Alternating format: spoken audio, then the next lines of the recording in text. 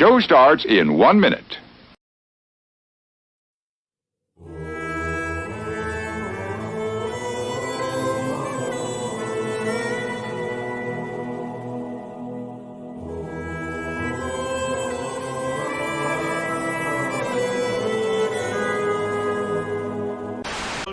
Good evening, folks, and a hearty welcome to our drive-in theater. We have a wonderful evening's entertainment lined up for you, one that will provide several hours of pleasurable relaxation and diversion for you and your family. Like 9 out of 10 film stars, Raquel Welch uses Lux Beauty Soap. Well, no, I like to be a woman and a man to be a man, you know. We hope you'll make this a weekly visit. You love the tasty array of snacks we have to offer. Bring your friends. There are always wonderful new pictures to see. We hope you have a wonderful time.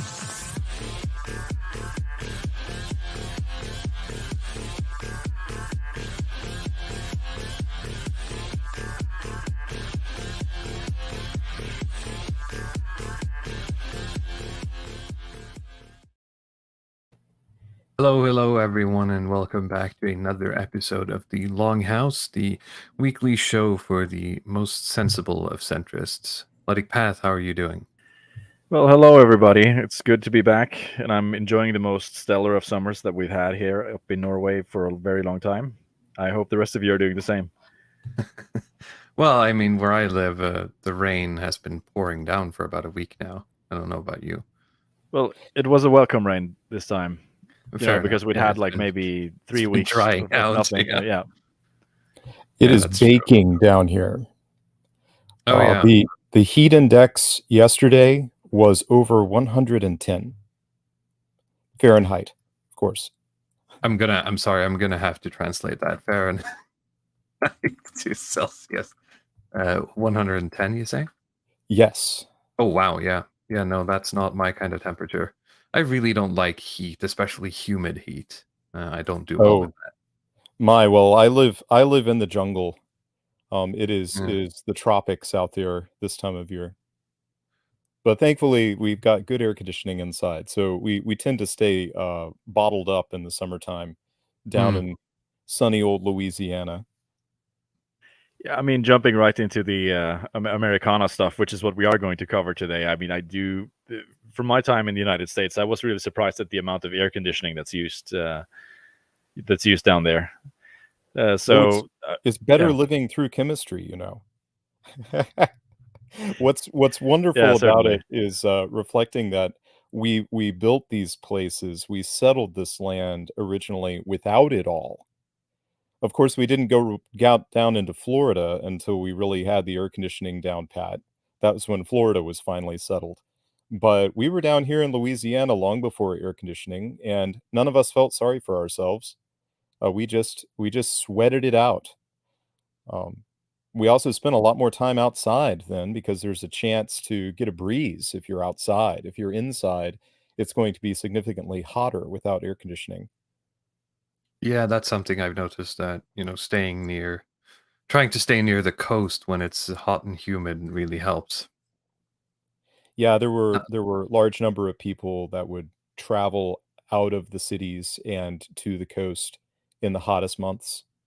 That was, I suppose that still remains a thing, beachgoers and stuff, but now people do it for the change of scenery rather than for the change of climate. Right.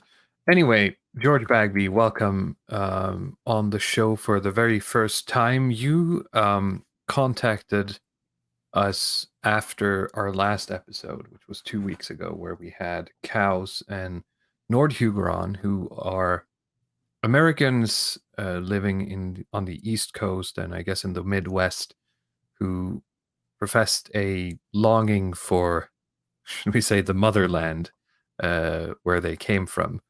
And you had something you wanted to comment on that, and you wanted to sort of bring a different perspective from someone in the South, as I understand it. But before we get into that, I mean, there's a tradition on the show here that we ask everyone, how did you get here? How did you? For those who don't know, what's your red pill story? That's a big story for me. I've considered myself something of a paleo conservative my whole adult life. Um, I don't know if you know American politics, but my parents were big fans of Pat Buchanan way back in the day, back before I could even vote. My family, we've been dissidents long before this scene ever got started. I was homeschooled all the way through. My parents had an early distrust for subversion in American institutions. We were we never liked public schools, for instance. I never went to an American public school. The only times I've ever been in a public school is substitute teaching in them. So that's its own special experience, I guess. Um, but I guess I was always on in a dissident sort of sphere where I wasn't really connecting to mainstream conservatives.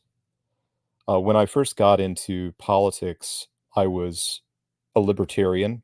I was a delegate for Ron Paul back when he ran for president the second time, the last time.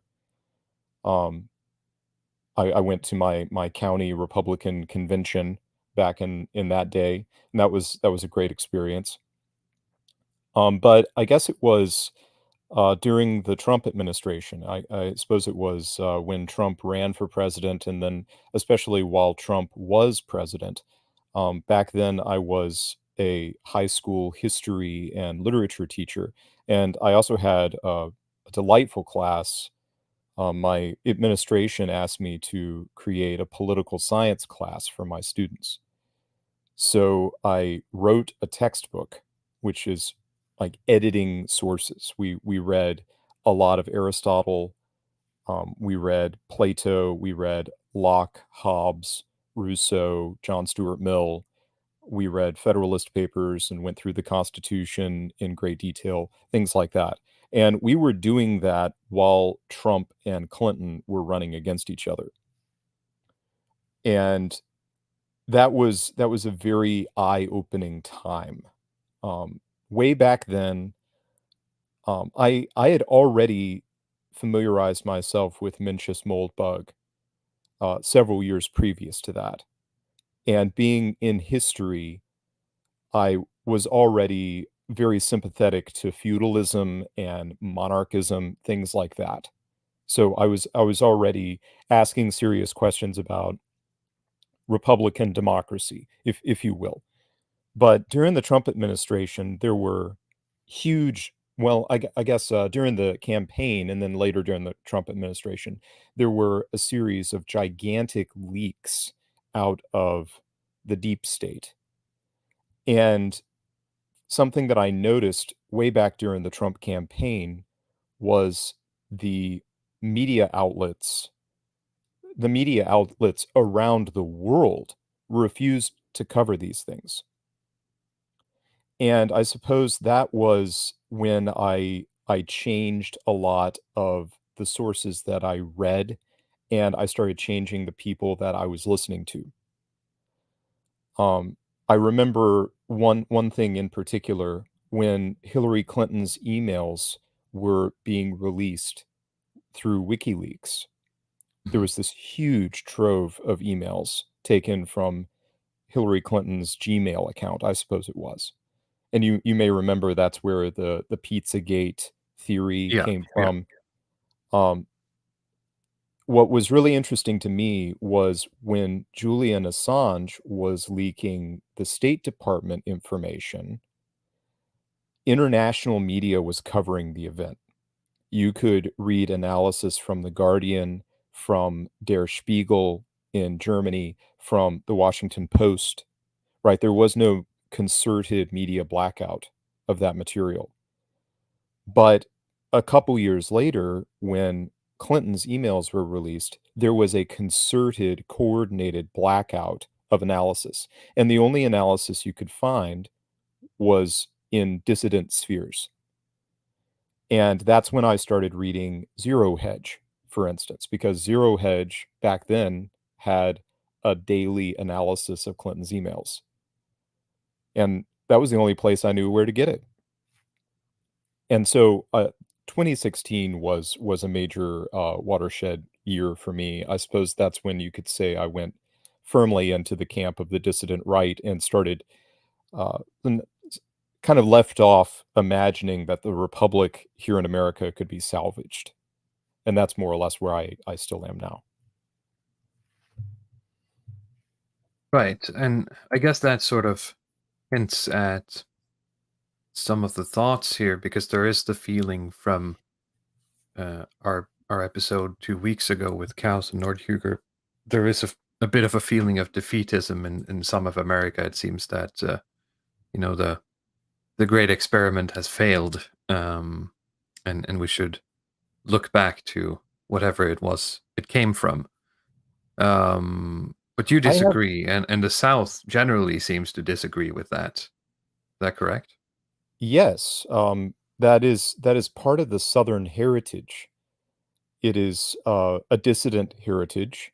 It's a minority heritage in the American Union. It's a minority report, if you will. But it's also something that has not died, and it has had headwinds and a culture war waged against it very consistently for a very long time now. And yet it is still around. Southerners still recognize one another. Southerners still represent an alternative tradition. I have great sympathy for what I heard from our friends in your last stream, from Cows and from the other fellow from Minnesota. His name is Nord. What is his name? Nordhuger. Yeah. Nordhuger. Yeah. I kept thinking of him as the Minnesotan. I don't claim to know anything about Minnesota. I think that's correct. Yeah. Okay. Minnesota is one of those states I've never been to. I'm definitely interested, and I respect them. I like the ones I've met. They're known to be very nice. Have you heard that? I guess I've heard nice? that, but I'm not that, when you get into the American subculture stuff per state, that's my map of that isn't as good as yours. I think the pop culture hook for Minnesota is Fargo, right? The Coen brothers. It's Fargo movie. and being nice, yeah. Yes, indeed. I'm assuming that is some culture folkway from you people, from the nice Norwegians that settled Minnesota. Yes. Well, anyway, I've got a lot of sympathy for our friends Cows and Nordhuger. I would describe them, right, imagine to call them ethnic Americans, in that they have strong living memory of the old country that their ancestors recently came from. They were transplanted here in this country in what is, to me, very recent history. Cows was talking about her grandmother, who was from Ireland. My grandparents, my great-grandparents, my great-great-grandparents, my great-great-great-grandparents were all settled in this country. I have no continuity of memory extending back to England. We have a family story about my family, about how our forebear was knighted by helping a king of England in battle, which is how my family got a distinctive name. That's another story, but that's really the only old world story that my family inherited. It was a story of knighthood, which is exciting and unique in itself, but we don't have that recent memory in my family that our friends on the last show had. When Cows discussed how she first encountered Ireland, I had a strong sympathy with her. I felt something very similar. I actually saw Ireland. It was my first view of Europe when I first visited Europe. I flew from New York to Heathrow, London Heathrow, and I saw Greenland by the light of the moon through the airplane window, and then I saw Ireland just as the sun began to rise, and I knew that I was looking down at rural Ireland, and my heart leaped for it because I do have ancestors from Ireland as well. But I certainly felt that way about England when I've spent time in England. I've felt, oh, this is a climate that's very amenable to me, to my ancestors, to my complexion. I'm a very fair-skinned guy, being so Anglo. The sun is very harsh on my skin. I seek out shade, and I don't have to do that when I'm in England. It's a much more comfortable place for me. But just the same, even though I felt a strong affinity for the place, it wasn't mine. My place is the South. And if we can go back around to what you said to start out our conversation, um, a feeling of despair, a feeling of being down, a feeling of decline, an American feeling that the great experiment has failed. That is where I would take exception with you. I do certainly feel this strong sense of decline that we all have in common. But as far as the American experiment, I would say the Northern experiment or the 20th century multicultural experiment that the planners up in Washington, D.C. cooked up, that is certainly failing. But as I also used to tell my students, Virginia is older than the Union. Virginia was here before the Union. Virginia was here before Massachusetts. And Virginia is the chief state of the South, the great state of the South. I liked And to tell them that while I was teaching in Virginia, because there is a regional patriotism down here, especially evident in the South, that still means something. And it will survive the collapse of our unfortunate union. because mean, that's it's the yeah, it's risk, isn't very it? That you say it's not the quote unquote American experiment, and I can in that sense agree. But what's the difference if it's going to pull everything down with it, right? Oh, indeed, and it's going to cause incredible ruin, and there are going to be, uh, perhaps a majority of Southerners today are going to feel existential despair, uh, with that. Uh, once it fails, once it, reneges on its pledges, once they stop paying Social Security and, things like that, it's going to cause existential dread and despair for sure. Um, but what I'm saying is that the South represents a more organic connection that Hmm. people everywhere in the world know about and historically have shared. And that is a sense of rootedness.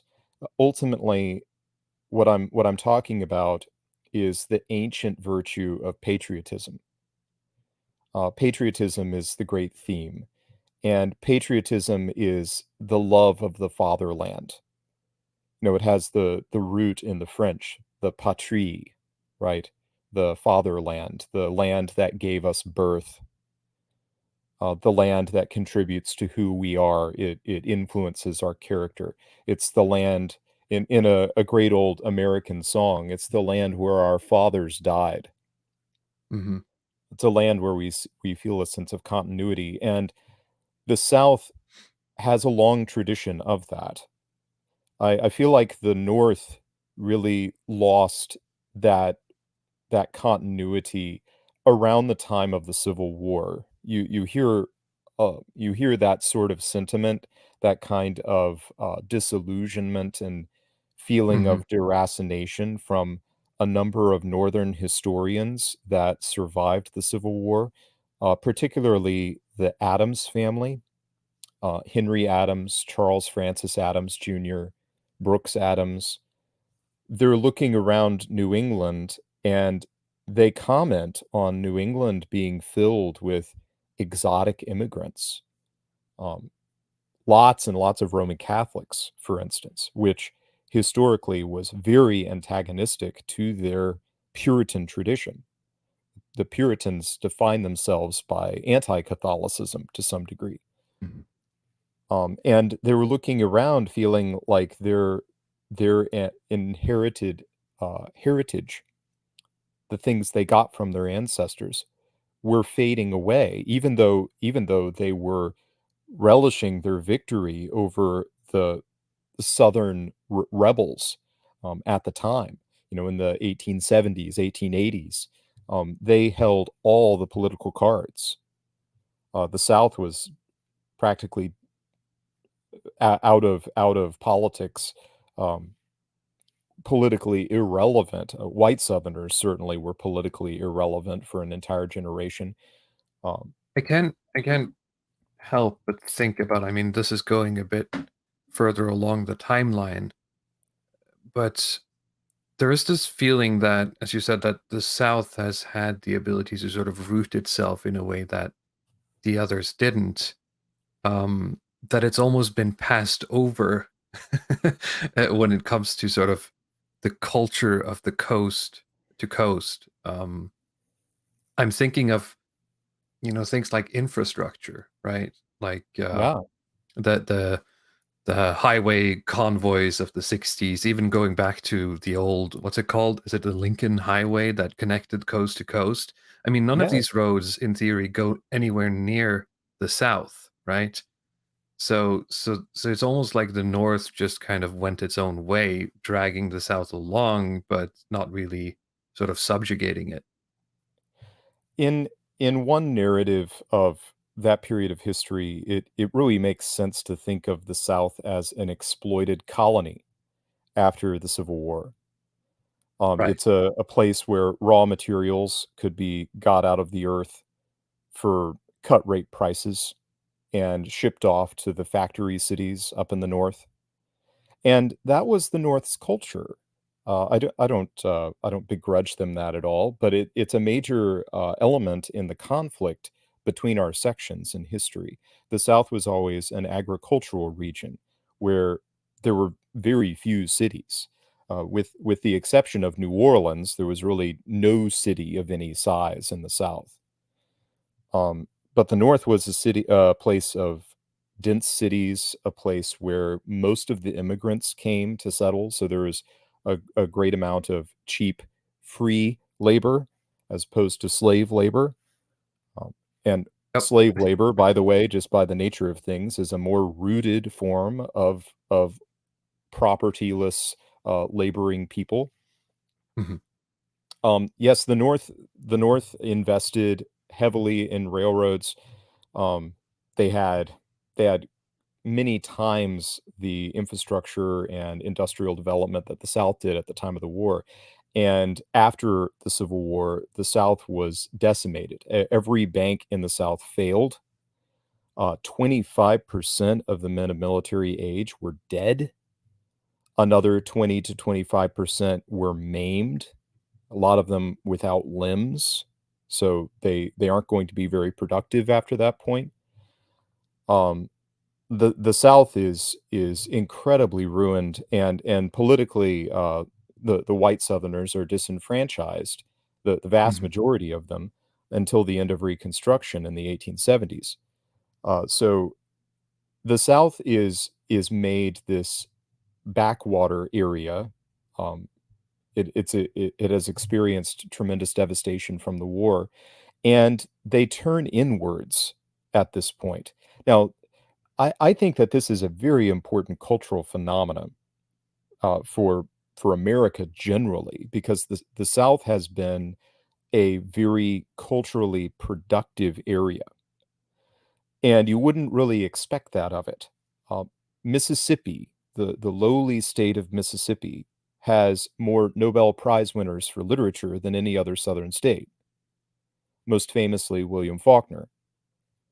It also has the lowest literacy in the United States and the most infamously bad school system in the United States.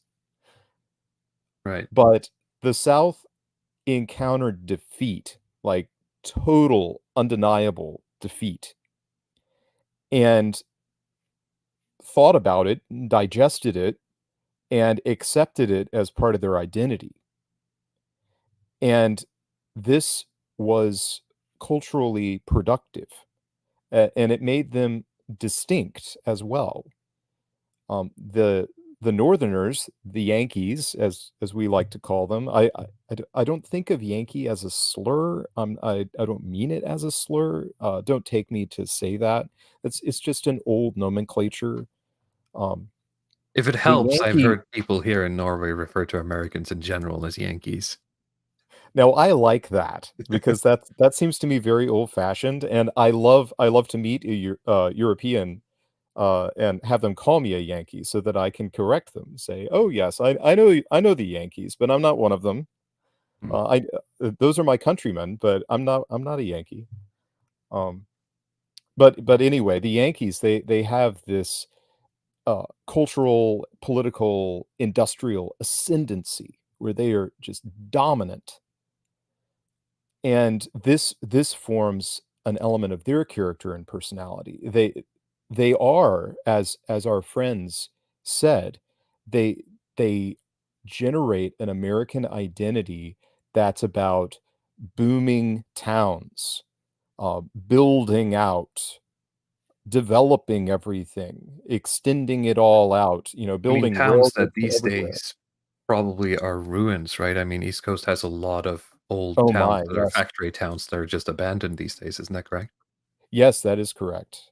Um, and we have a lot of ruin in the South as well, but I think it has different story. Um, the story of the Yankee American is one of limitless resources, limitless markets, limitless money. They can manipulate things with their central banks and such, and they can fund vast projects. And Franklin Roosevelt brings the brain trust to Washington, D.C., and they plan all of these industrial things, these make work programs, these social engineering projects. It seems that there is no limit. But down south, we've very long had a sense of hard limits. Since the Civil War, none of us could deny that there are hard limits to human ambitions. And we could not deny, for a very long time, Southerners would not deny that our goals were worthy in the Civil War. This is a Southern tradition to say that we are glad we fought. We are glad we sacrificed. But none of us could deny that we failed. We utterly failed. And we lost many things that we wanted most desperately to preserve in that failure. And that's old-fashioned tragedy. So the South has a tragic sense of history, and of course, tragedy is tragedy is a form that generates great literature. It And that cements is a stronger identity as well, I think. yes, I think so. I mean, we chose to die at some point. We chose to shed blood for this place, and that commitment was quite thorough. Um, just going back to Mississippi, we've talked a bit about Mississippi. The entire university population of Mississippi, from the University of Mississippi, every last one of those boys died in Pickett's charge at Gettysburg. It was a 100% casualty ratio, and that was the next generation of aristocrats. Those were the Mhm. sons of the well-to-do. Those were the sons of the statesmen. Mississippi used to produce statesmen. The president of the Confederate States, Jefferson Davis, who was from Mississippi, and he was a very accomplished man. He had served the federal government in many capacities for previous parts of his career. He had been Secretary of War, for instance. Um, But after the war, Mississippi was known to be a place where it was hard to find anyone that knew literature anymore, find people that knew how to read. It was the underclass that inherited Mississippi, if you will. The blue bloods had gone down in the red gullet of war. But this gave Mississippi a sense of loss and a sense of continuity with the past. Mississippi's filled with battlefields and Confederate dead, and that's something that really defined their identity. They even used all these Confederate emblems, and the crippled old Confederate colonel became the mascot of the new University of Mississippi until recently. He may be a cartoon character that you've seen before. You should look him up, the colonel, the old mascot of the University of Mississippi at Oxford. But Let's see here. I bring that up, maybe? sure. Yeah, here he is. Let's see here. Well, this is a big theme in Faulkner's novels, where he's talking a lot about the great ancestors that we had who stood head and shoulders above us. Yeah, there's the colonel, the guy with the red hat. That's him. I see, yeah. Yeah, they got rid of him because he certainly had connections to that old generation of Civil War veterans. That's what he It didn't represented. age well, is that what you're saying? Yeah, it's part of Well, to some people. the patricide of our own day. Yeah. To turn on our parents, to turn on older generations. And that is suicidal. Certainly. Yeah. But we retain a huge dissident population that likes those connections anyway. We can't have them publicly anymore. Our Civil War statues keep getting taken down. Even our monuments to the anonymous dead. A lot of these statues are not statues of particular soldiers or particular generals, but a statue that represents a sacrifice made by the people in that place. And those statues are taken down as well. Graves are smashed. Tombs are robbed. Down in New Orleans, there's the tomb of Richard Taylor, General Richard Taylor, the son of President Zachary Taylor, who was Lieutenant General of the Confederacy, and he was one of the last generals to surrender. He actually surrendered after Appomattox Courthouse, where General Lee laid down his arms. But Antifa keeps smashing the stone at General Taylor's mausoleum.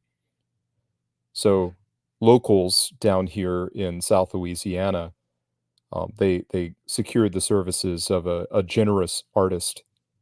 The artist cast a new stone for the mausoleum, engraved with all the names of the people inside, including General Taylor, and set a bronze stone in that mausoleum. And the Antifa degenerates find they cannot smash the bronze stone. So perhaps General Taylor's safe now. But that kind of spirit is widespread, especially since the summer of George Floyd.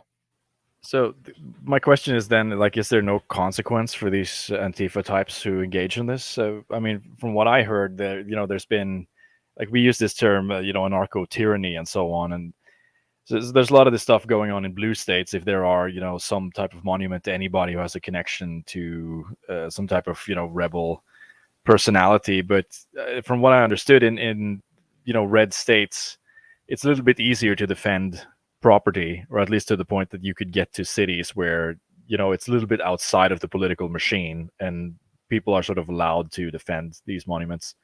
But there's nothing like that. I assume that they're just allowed to get away with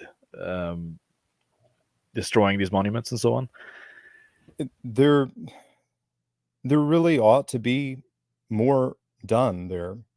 New Orleans removed its Civil War monuments back before the summer of George Floyd.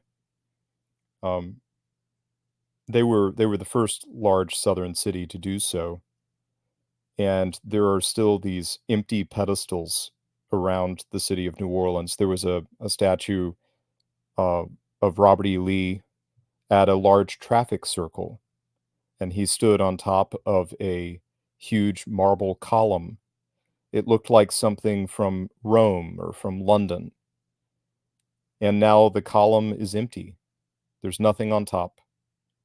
And I suppose they've technically renamed the circle.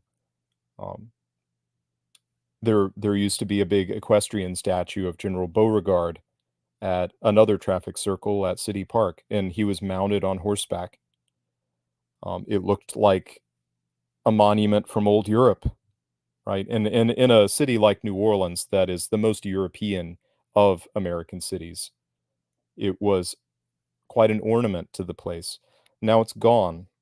It's empty. We feel a sense of loss. I certainly feel a sense of loss. Down in New Orleans, it was done by the city government according to a plan, and there weren't, well, I suppose there were riots all about the planned takedown of the monuments, but it was done according to the city government, and arguably it was done legally. There are arguments to be made about those things. But I had a good friend that was a teacher in New Orleans at the time, and he was very public in his opposition to the removal of the monuments, and he was canceled for that. He lost his job teaching because he made a very public stand in favor of the monuments. He did a lot of organizing to oppose the removal of the monuments. And that was years ago. That must have been 2018 or so, I think, was when that happened. In other places where this has happened, where monuments have been removed, it's mostly in blue localities or blue cities in the South. The place where you're most likely to retain those old monuments is in rural areas, and we do have quite a few of them left. We like to talk about them as secrets now. Like if we have a monument somewhere, we say, well, don't tell anybody. Don't let anybody know that it's there. We might be able to keep it. Yeah. Well, I can't help but think back to sort of, and this isn't a new thought necessarily, but what I said earlier, the sense that the South seems to have been defeated, but it was never conquered. And so, sort of the rift from the Civil War just sort of festered. And I'm not, saying that it's the South's fault. I think it's, on the contrary, the North has, forcibly dragged the South along here without, either killing it or letting it go, sort of. What do you think about that? Yeah, we had to rejoin the Union so that we could have some kind of political future, some sort of relevance in America as a group, however you might define us. I think that what I'm thinking is that, I mean, if you're gonna, this is very hypothetical and very sort of to jam the point home. I mean, ideally, in a vacuum, what the North ought to have done once it defeated the South would have been to do all the statue smashing then and not now, right? Right. Now that obviously, that I'm was in a sense that glad was that they didn't, but well, it was a magnanimous time, and the sections were willing to respect one another at a point in our history. So a lot of the statues began to go up at the end of Reconstruction. So you see yeah, a obviously. big burst of construction of monuments around the South in the 1870s and 1880s. Now, this is mostly done with widows and orphans and memorial funds. A lot of these monuments, for instance, the monument to General Lee in New Orleans, was fundraised and headed by Confederate widows and orphans. It was literally widows and orphans that organized and spent money to raise a monument to General Lee. And it was their sacrifice and their memory that was dishonored by the city of New Orleans by taking it down.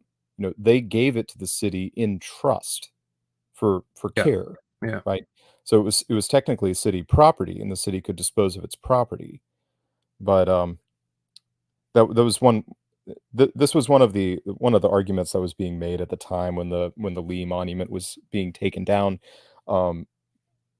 Leftists in the North were writing articles about this, saying, "Oh, it was these hateful white Southerners that wanted to put up monuments to these bigots and these militant racists, so that they could lord it over their black countrymen there in the South. The black people would look up at the statue of General Lee and feel oppression and feel white supremacy." And it was widows and orphans that were putting up that particular monument. I don't think that's what they had in mind. I think they had their dead relatives in mind. Not to say there weren't racial conflicts. There were and there are. But nevertheless, it has to do with how you interpret these things. Northern says Lincoln wanted reconciliation, not revenge. That's true, but what I'm trying to get at here is that the conflict of the Civil War seems to have been so fundamental that it's still, because reconciliation was the path, it still remains unresolved. I mean, it seems like the North, as time goes on, the North has less and less tolerance for the South. Yes. And, at some point it's going to be a second Civil War, or what are you guys talking about? Some people are starting to talk about like a national divorce. That the name you're using? I think that is very desirable. I think that would be very healthy. But so long as Americans define themselves by economic prosperity, I do not think that is a sacrifice most Americans would entertain for a moment, because it would mean major consumer sacrifices. It would mean that we would sacrifice a lot of luxuries and living standards so that we could make a separate path culturally. And I don't see that happening unless Americans can rediscover a more organic sort of patriotism, which is a loyalty to organic connections of place and people that transcends things like luxuries and money. So then my question is, sure, to just press on this for a moment as a European, was there ever a time, and maybe there was in the South, was there ever a time when the American didn't identify himself in terms of economic prosperity? I think that the South has a very strong tradition of that very thing. And it was a tradition that certainly spoke a great deal of honor as a satisfying life goal, status in one's community, being an end goal that is quite apart from economic prosperity. Now, that's not to say that Southerners did not pursue booming areas with new economic opportunities. The growth of and the settlement of the Deep South is certainly that westward expansion story. New frontiers being opened up, moving ever gradually westward out towards Texas. Finally, Texas, the last great booming area in the Old South. Southerners continued to move westward. They exhausted their lands in the east, and they sought new opportunities in virgin land in the west, building new communities, finding fortune. And the South was the richest part of the Union before the Civil War. So it's not as if Southerners were indifferent to pecuniary matters. I'm not claiming that. But I am saying that Well, I mean, Southerners, they seem to have retained some semblance of an aristocracy that the North yes, sort of threw away. absolutely. This is something that is very important to understand when one studies the antebellum South, is that the South was full of people that strongly connected themselves with medieval feudalism. Now, modern historians are likely to dismiss that as a LARP and say, "Oh, well, that's just a rationalization for oppression." In particular, the great bête noire of the moderns, the institution of slavery. So they say, "Oh, well, that's just an excuse to justify And unjustifiable things." But just on the face of nevertheless, it, it they feels had, like you're looking at, looking at history from your own from your own time. Then, if you're saying that, right? yeah, You're they you're you're viewing it through the lens of modernity, right? yes, which is a problem. People need to be understood on their own terms. Yes, And and we have to listen to these historical characters very carefully before we offer any critique. and so much of this modern narrative, I mean, you have an excellent episode on the Jay Burton show on slavery, and like so much of the modern narrative in terms of values, it's so crude in a sense that any type of fact or nuance about the past will do damage to it. So I guess that's sort of part of the kind of cultural drive to destroy all of these monuments and just to have like zero tolerance for anything that existed, prior to a certain point. I'm reminded of a conversation I had recently. Um, just to comment on that point of this stupid reaction against old things and how far that reaction has gone. I was driving in a Uber recently. I drive Uber and Lyft in New Orleans full time right now. And I had a carload of women from Rhode Island, which is a rather obscure place. It's the smallest American state. H.P. Lovecraft's home, if you know Lovecraft. But Yep. I asked these women, I was excited to hear they were from Providence, Rhode Island. And I said, "Oh, Providence, Rhode Island, don't you have something named after General Ambrose Burnside?" So General Burnside is this colorful character in the Civil War, a Northern general, of course. He had mutton chop whiskers. Oh yeah, So I he had, pulled him up here. Yeah, let me let me bring this guy forward because this guy has one of those good old general beards. well, we have an Americanism that comes from his name, and that is Sideburns. Mm. He gave us the name Sideburns. His name was Burnside, and he wore his beard like that his whole For that life. power. Yeah, he had wonderful Victorian whiskers. Now, I rather like this cut of beard. I have worn my beard like this on a couple of occasions, but my wife has made it very clear to me that she is never to see me with this cut on my face ever again. So I will only wear my beard like that when I travel to Europe, and I make sure to shave before I return.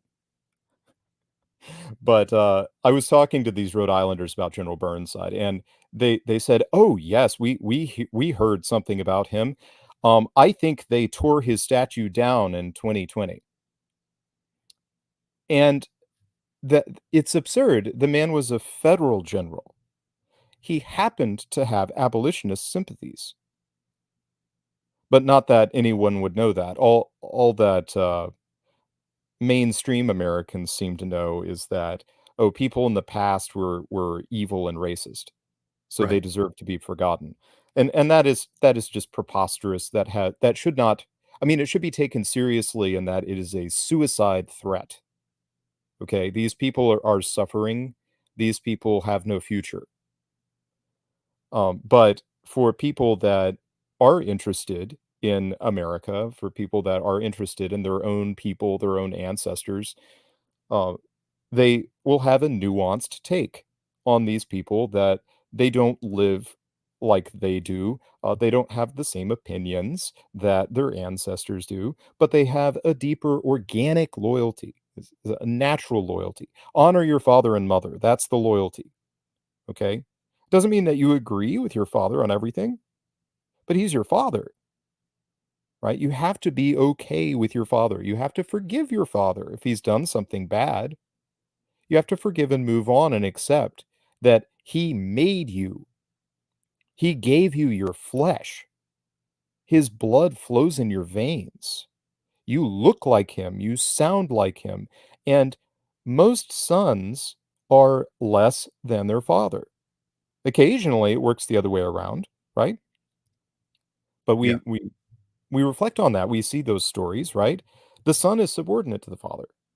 The son owes something to the father that he could never repay. And that's what we owe to our ancestors. It is those organic ties. And those things do root someone. And we're rooted in particular places because natural traditional communities tend to stay put. Now, this is an American story as well, even though Americans are so famous for moving along, right? And then moving around. We do a lot of moving around. I certainly move around, which is why I don't sound like I'm from anywhere. But we still have these rooted places where our people got settled. At some point, there were generations of ancestors in one place. I live about 45 minutes away from a family cemetery where I can go back and find my ancestors who first cleared land in southern Louisiana right after the Louisiana Purchase. My people have been in this part of Louisiana since the early 1800s, since 1807, 1808. And I just happen to have some ancestral log cabins that are preserved up there that my ancestors built, and they were preserved by the Historical Society. So I can actually see houses my ancestors lived in, and that's right near where I live right now. And I came here to live on purpose because I have some business here. I this is a place that my people have invested in. This is a place where my family names are reflected in the names of the land. This is a place I belong. This is a place I know about. I love this place. And I know that it's a difficult place, right? Louisiana is rather forbidding, so famous for its storms and floods, so famous for its heat and its bugs, and the alligators that smile at us from Yeah. the ditches. But this is a place that I do sincerely love. It's a place with literature, a literature that I know and I love to share. And so I feel a patriotism for this place. And however much I might love England, and I do love England, that is not where I belong. My people were truly transplanted here. And I think of it as inheriting valuable things from old Europe that have been transplanted in a different soil. What would you say to people like our guests in the last episode who are Northerners, quote unquote, who feel like they've been left behind by their version of America, The and they northern want back? experience, indeed, I feel great sympathy for them. I feel that I have a lot in common with them. I share their critiques of modern America, of the mainstream, right? If we're going to have healthy attitudes about life, healthy attitudes about nationality, for instance, continuity with the past, we cannot fit in with modern day American narratives. We can't fit in with the normal way that people think in America today, and they think of their identities as consumer products. They adopt them and exchange money for them. They have brand loyalties and things like that. that is a kind of alienation, and the criticisms that our friends, Nordhuger and Cows were offering, I share those criticisms. I'm not critiquing them on that. When they say that America is or America seems to be about the pursuit of money and the ability to live in ugly apartment buildings and work drudgery, meaningless jobs that don't give you something better to live for, and they separate you from transcendence. They separate you from continuity. I am in full agreement with that. I share their resistance to that. But I'm here to say that to be a Louisianian is far, far better than to be an American.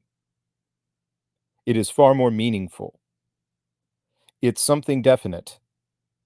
To be Louisiana cannot be bought at Walmart. Louisiana cannot be eaten in McDonald's. Louisiana is not a brand, right? Louisiana is a real organic place with a story, and it's a story that we can be part of here. Now, I don't know what the story of Minnesota is. I feel like Minnesota must have one. I want to meet a patriotic Minnesotan that can tell me about it.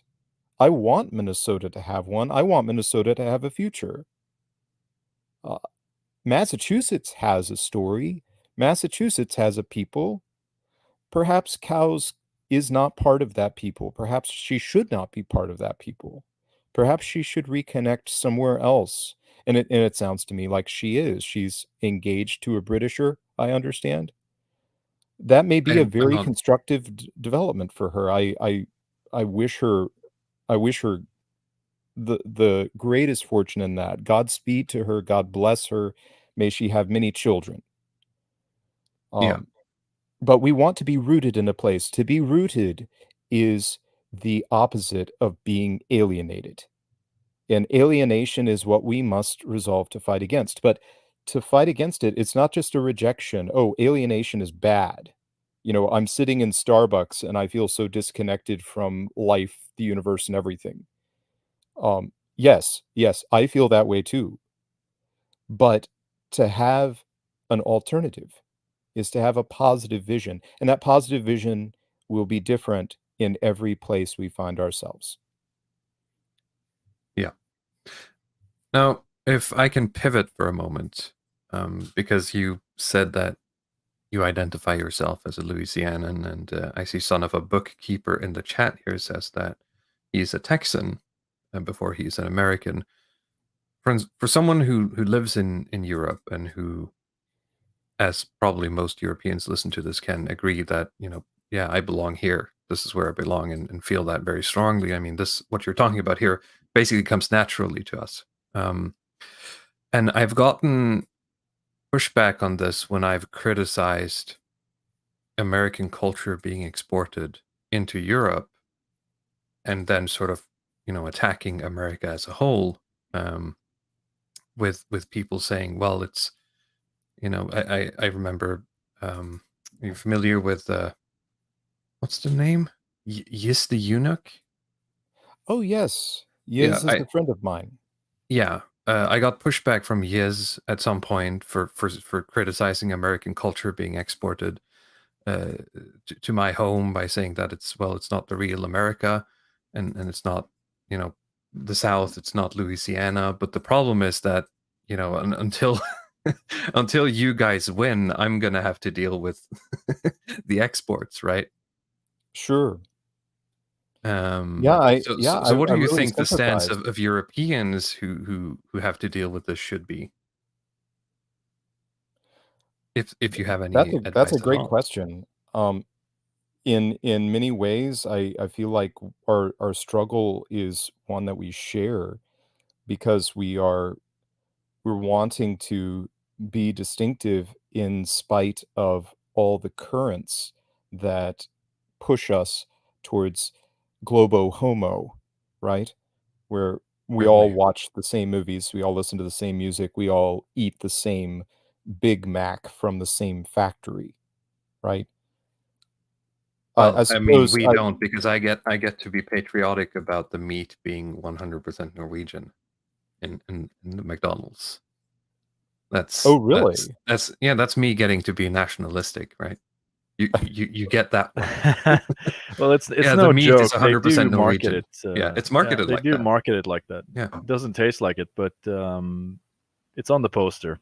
I can confirm as much.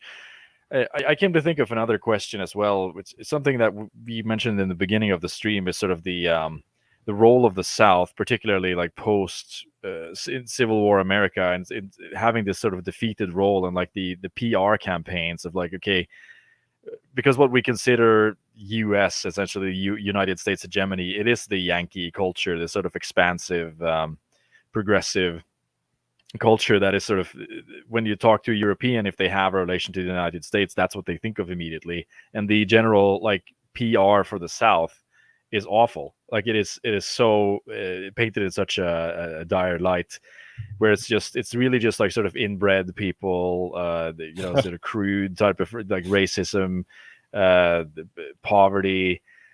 I mean, do you think it's possible in the future that people could look at sort of the South and have a different image of what that is? Well, I think we would need our own Madison Avenue, which might be appropriate someday. Um, our image has been crafted mostly by our enemies, and that's a really stunning thing. It's something that we've all lived with, and it's propaganda that afflicts us as well. It's something that we have to make a special effort to push back at. This was something that my parents were certainly concerned about back when they were homeschooling me, and it was something that they told me on a number of occasions, that there were people talking about Southerners and they disliked Southerners, and they would make movies and media and such to project an image or to project ideas on us that were self-destructive. Shout out to Texas Chainsaw Massacre and Deliverance, I guess. Yeah, things like that. You hear banjo music playing and you need to run away. There's another like redneck town killers or something. It's something like very stupid. It's almost over the top on purpose. I don't remember the name of it. Yeah, it is certainly a trope, but we aren't so bad as they paint us, and we are pretty popular with European tourists. They come here, and I suppose they expect to see one thing. They certainly see squalor. Squalor is something that you cannot separate from the South, but the South does have a strange sort of liberty. When I was looking for a house down here in South Louisiana, I was driving around in the countryside a lot with my wife, and my wife is a transplant down here to the deep South. She has many different roots in faraway places, but we were driving around to South Louisiana, and we would see people living in makeshift huts made out of RV trailers and things like that. We would see people living in incredible squalor, living in broken mobile homes, with holes in the walls and such. But they're actually living there, living under tarpaulins and stuff. And she couldn't believe some of the ways that people lived. And I told her a bit about this phenomena down here. Um, we are allowed freedom on our property to live how we please. And there may technically be laws against those things, but who enforces those laws? The local sheriff. And the local sheriff has enough respect for the dignity of impoverished people, or people living in dysfunctional lives, they have no resources, or whatever the case may be, to let them alone. That's their place, and they can live that way. So we have a strange liberty down here. and maybe it's unique in the Western world. There's something really special there that we've preserved, and I do think that it's connected with a lot of our old English folkways, a sense of the sanctity of property, and also the freedom of people to live in ways that they please, which is something we see a lot of. We see that some people choose to live in very destructive ways, and that is something that the Southern character has maintained as a kind of wisdom. We know that human beings destroy themselves. We know that human beings frequently make decisions that destroy themselves, that destroy those they love. And that, again, that's a tragic sensibility. That's part of the story we tell about ourselves traditionally, that we made a solemn choice to fight in the Civil War, and we lost it all. Even though we can't really blame ourselves for making the choice, or at least that's the old interpretation, the honorable interpretation. Our ancestors were right to do this on some level, but they lost, and they lost everything for it. That's the tragic sensibility. That's the recognition of hubris.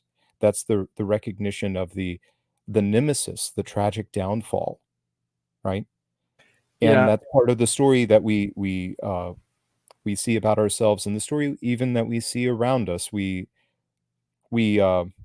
look at the South, and we see it blighted, but we still we see it filled with all sorts of positive things. It remains one of the most religious areas of the Western world today. As an example, that's something that has held us together, whatever else you might say about it. It's low church Protestantism. It's a very Protestant place, and low church Protestants can be goofy on occasion. I don't deny that, but they are my people, and I do love them. And that's something that has kept us cohesive. But yeah, the South is a place where some of these things have survived, and I think it's partly because people have told bad stories about us, and people have avoided us for so long.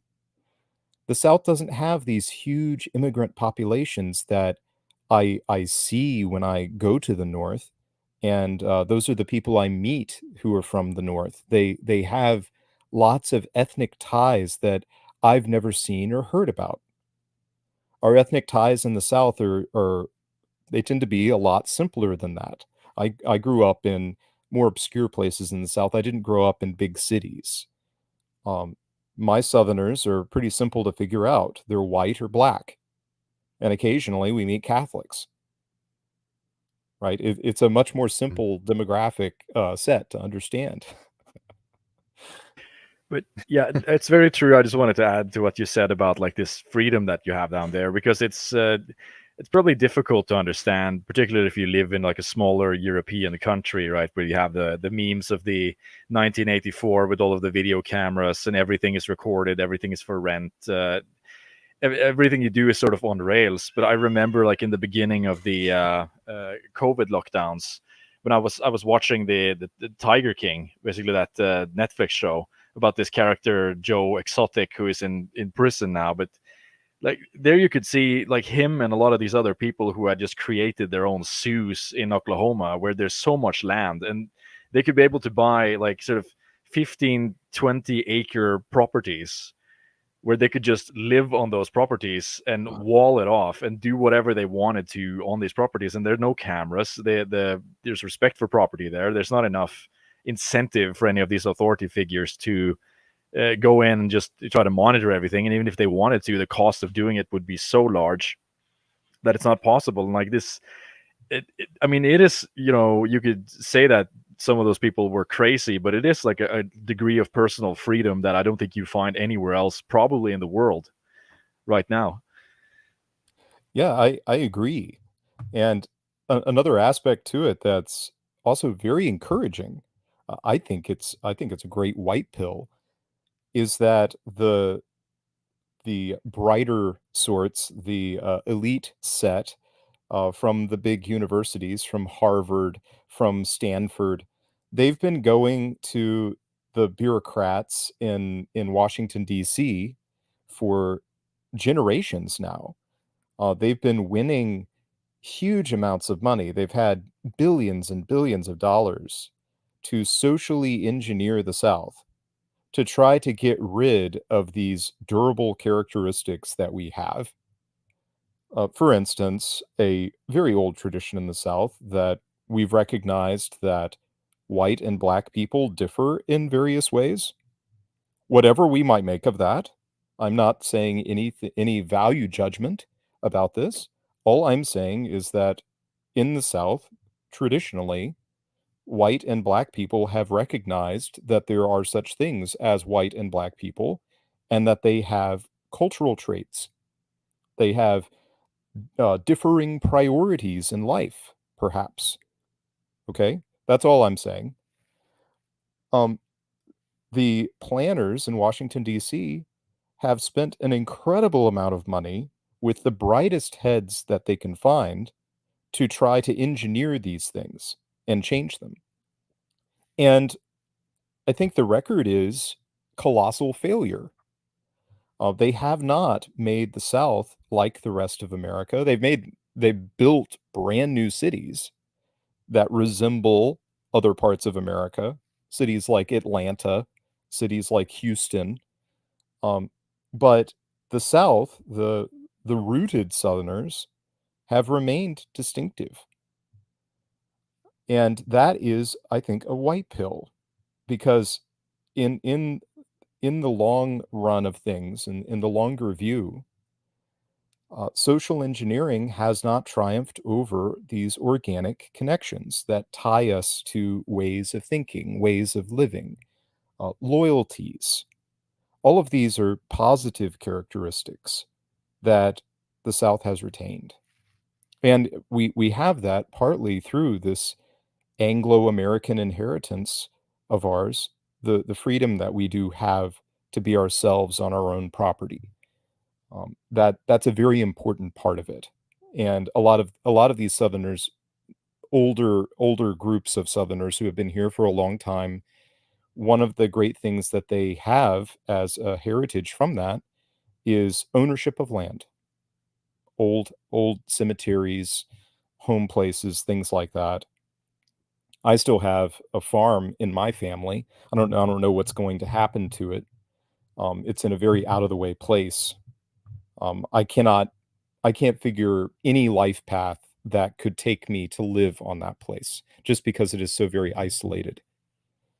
But it remains part of our family, and we have so much memory and just an organic connection to that spot, because our people have been there since the early 1800s, that we all know, even the members of the family who would prefer to sell it and move on, take our money and run. We know that we couldn't get a consensus among the family members to sell. Like, it would cause a huge breach in our family to sever our connection to that place. And so we're very unlikely to do it as a result. Certainly. Now we're coming up on 1 hour and 15 here. George has to leave at 1:30, so we're going to end it sharp, at least at 1:30. If you have any questions in the chat for George, please post them now. And while we have you, is there anywhere people who don't know you, is there anywhere they can go to find more of your stuff, or anything they should look out for? Indeed. My best work that I'm trying to promote right now is my YouTube channel. So if you look up George Bagby on YouTube, you'll find my channel where I've been reading essays and poetry and literature. That's all I do on my channel. It's like a audio sort of channel. So go look there and subscribe. Yep. Would you mind if I shared one quote here to round us out on our reflections? Of course. I have here a quote from John Lukács, who was a Hungarian who came and settled here in America. He was a refugee out of World War II. He wrote, "Patriotism is a more ancient phenomenon that means love for a certain land, for a certain town, for a certain people, something that is basically defensive and not expansive, anchored as it is in a living past." And I think that that well describes my sentiments about my own Mhm. native place. Right, very good. Nordanon asks, can George pull off a convincing Southern accent, or is it totally lost? Oh, I sincerely wish I still sounded like I was from somewhere. I do a little better after a couple of schnifters of whiskey. It Mm, slows my voice down a little bit, softens my you voice. get that drawl. I used to have one. There are recordings of me in childhood where I had a rather illegible Southern accent. I was mispronouncing my words. I struggled to pronounce my R's, for instance. Mm. But I got speech therapy. I'm a good example of successful speech therapy at a young age. I did used to have a Southern accent, but I moved around too much, Mm. unfortunately. I've lived in many places. Vingle asks, what William Faulkner novel would Bagby recommend starting out with? My favorite is The Unvanquished, which is a more obscure one to recommend, but that's the one that I like best. And it concerns a boy in rural Mississippi whose father goes away to war, and later on the Union Army shows up, and he watches his world end, but his people persevere. That's the novel in a nutshell, if you will, Mm. and it's well worth your time. All right, very good. I seem to have seen some of your stuff over on Jay Burden's channel as well, for people who want to have more of you, right? Yes, indeed, I have a number of shows with Jay Burden. Jay Burden is my former student. Oh, really? Okay. Yeah, and he's a good friend. Let's see here. What is a positive vision for Southerners and old stock British Americans? Is there a problem of old stock Americans confusing their patriotism for their home states and regions with loyalty to the American regime? Yes, I think that there is a lot of confusion among Americans about those kinds of things. Um, One of the things I really love about John Lukács, whose quote I just shared, is he offers some reflections on nationalism, and he contrasts the organic patriotism, which has been around ever since people have written about heritage as a concept. Patriotism, which is too old for us to pin down. It seems to be something that arises with human consciousness. With nationalism, which is a very new idea. Lukács says nationalism is an aggressive thing, an expansive thing. And and that is a very important thing to remember when we're considering the American identity just generally, because Americans have been expansive. Americans have gone after the frontier. They've pursued, the western limits of settlement. And then they get to California and they go crazy or something. Um, that is part of the American experiment, right? That's Yeah. part of the American experience. But there is also a rooted American experience, and that is one that's not alienated. That's one that is settled. There are these characteristics of settlement, of loyalty, Yeah. and obviously that's a really difficult thing to get. Blaise Pascal said that all of man's problems stem from the inability to sit quietly in a room. And I often reflect on that. Whenever I feel discontented, I remember that, and I'm like, "He's right, you know, why can't we just be content?" And that's not to disown striving and trying to better oneself, right? I'm very much about that. But the idea that we can be settled, we can be a traditional people like any European nation. Europe gives us such a great model for that, and we are made of those Europeans, right? These are the people I imagine myself speaking to.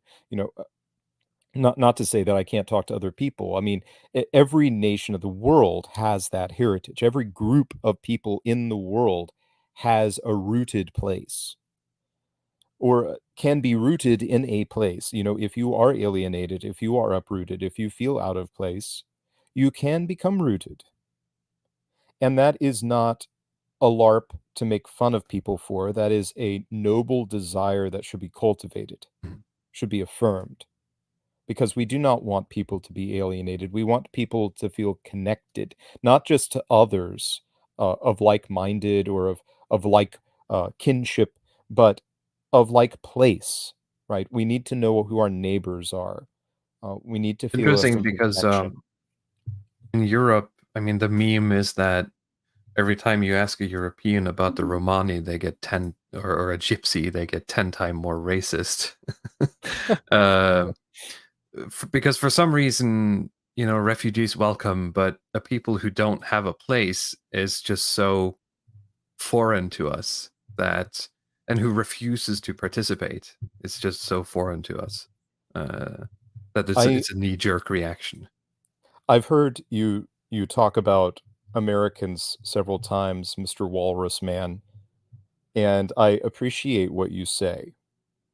I I don't feel any personal connection with what you're describing. We No, don't no, know I'm each other just saying that personally. Um, but I understand what you're getting at. I understand your criticism because I imagine the normie American, the average American, if you will, is someone who lives in a suburb, someone who's probably moved around many times, someone who's lived in the corporate world, someone who eats at name brand restaurants, and may have no connection to a place. You know, I mean Americans. I've met Americans my whole adult life who feel no connection to any locality, who feel no connection to their native state. Now, that's something I'm very interested in because I think it's a source of great wealth and value, a cultural wealth, if you will. And it's something that I've invested a lot in myself, even in states that I have no connection to. Kentucky, for instance. I know Kentucky's state song, and I like to sing it to my students. And it's about my old Kentucky home. And what does it say? "Weep no more, my lady, weep no more today. We'll sing one song for our old Kentucky home, for our old Kentucky home far away." And that's a loving tribute to that sense of rootedness, right? And also the tragic sense, right? What is it about? It's about the hard times that come. The song, "My Old Kentucky Home." Hard times come to our old Kentucky home, and the women cry because times are bad and they're feeling loss. But what holds them together, what girds them up with strength to persevere, is a love for a good place. It's interesting that you bring that up because when you said that, I was reminded. I can't speak for other European nations, of course, but thinking of our own national anthem, I mean, a lot of the themes in there are hardship and loss and persevering through loss. But I can't speak for other Europeans. But I certainly understand what you mean. Well, I'm a big fan not only of state songs, but of Civil War songs, and so many of those involve resolution to die, a remembrance of bloodshed and sacrifice, and those things do organically tie people to particular places. And that's one reason why Southerners have enduring connection to battlefields. I do think that there is an intersection between the spiritual and the physical when it comes to such things. Our ancestors shed blood on a particular piece of ground, and that's why we fence it off, and we go back there, and we can weep. This is a real phenomenon. This is a respectable thing. This is a good thing. And that's a renewal of those ties that bind and connect us with others and connect us with the past, with the dead. Those are valuable things that we cultivate, we cherish. We know that in doing that, we are resisting the energies, the powers, the money of our age, which would love to deracinate us. If we can be deracinated so that our only loyalties are to name brands or restaurants or clothing labels, right? Or to styles of modern suburban housing or whatever else, we can be exploited for our money. We can be moved around, chasing after the next job, climbing the corporate ladder, or whatever it might be. Here I am trying to find one of those jobs. I've never found one of those jobs before, but I do like the benefits. I would like to have a retirement fund, things like that. So Yeah. I get it, but that's not where my loyalty is. That's not where my heart is. Um, if our loyalty, if our heart can be set on those things, we can be exploited for that. If we are rooted, then we will not be exploited, and we will have a more meaningful life, and we will have better politics too. I think that's a very good note to end the stream on. Thank you so much for coming on, George, and sharing your perspective on this stuff. For those of you who are still watching or watching the VOD, please remember to like, comment, subscribe, all the YouTube stuff. In the links down below, you can find links to my Twitter, my subscribe star if you'd like to contribute there, and also the Element Matrix channel that we have if you'd like to hang out and chat with the people of the show. And Bloody Path, anything to share? Just the usual. Yeah, you follow me on Twitter if you like, and read praxarchy.com. But yeah, this has been a great stream. Great to have you, George Bagby. Hopefully we could do it again sometime. That'd be delightful. All right. Thank you, everyone, for watching, and we'll see you next week.